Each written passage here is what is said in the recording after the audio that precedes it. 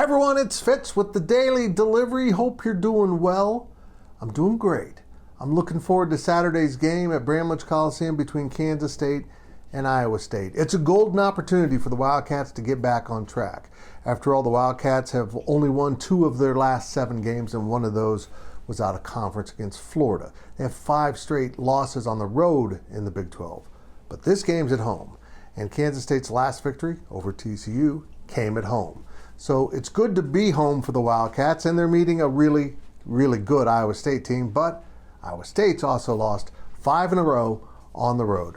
One of those games was their SEC game with Missouri, but still, these 2 teams are better at home than on the road, and Kansas State's at home. The game's at 1 p.m. It got moved up from a later tip for ESPN, and they're expecting a pretty big crowd. It's been sold out for a long time. It's really tough to get a ticket to this one. After all, it's Farmageddon.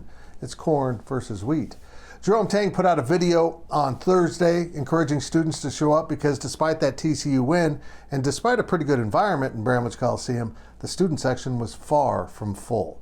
It had a lot of open seats, particularly over where the media is sitting. So that was interesting that Jerome Tang is making that personal appeal to the fans, to the students specifically, because he knows that home court advantage in Bramlage Coliseum can carry his Cats a long ways. And right now, they are in a tailspin.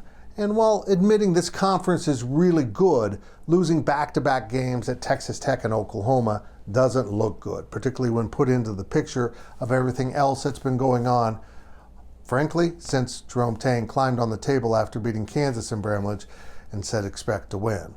Well, fans expect to win, and that hasn't been happening as often as they would like. That's just bluntly put. And the team looks tired. They look worn out. So what is the issue? Is it just exhaustion? Well, it must not be, because word is they're getting after it in practice pretty good. Is it just a lack of focus and execution? And, sometimes you shoot the ball and it doesn't go in. Is that going on? Well, maybe. But according to some on Twitter, some with close ties to the program, there's a lot of infighting going on. It turns out maybe the ball isn't getting shared, the plays aren't being run, just things are kind of breaking down, and maybe that explains why Jerome Tang's team has been going through some tough practices after looking so ragged in the second half at Oklahoma. This team has to get back on track. As Tang has pointed out, they probably need a couple more wins to ensure an NCAA bid. I'm not sure if that's true or not, but they need some wins to ensure their fans don't lose all faith that this was just a mirage and not the real thing. Well, we'll see what happens against Iowa State. It's enormous. But if Tang can pull this locker room together, if he can unite this team again and get them playing together the way they were earlier in the season before all the scouting got out on K-State, then the Cats will win. After all, they're at home and Iowa State is on the road.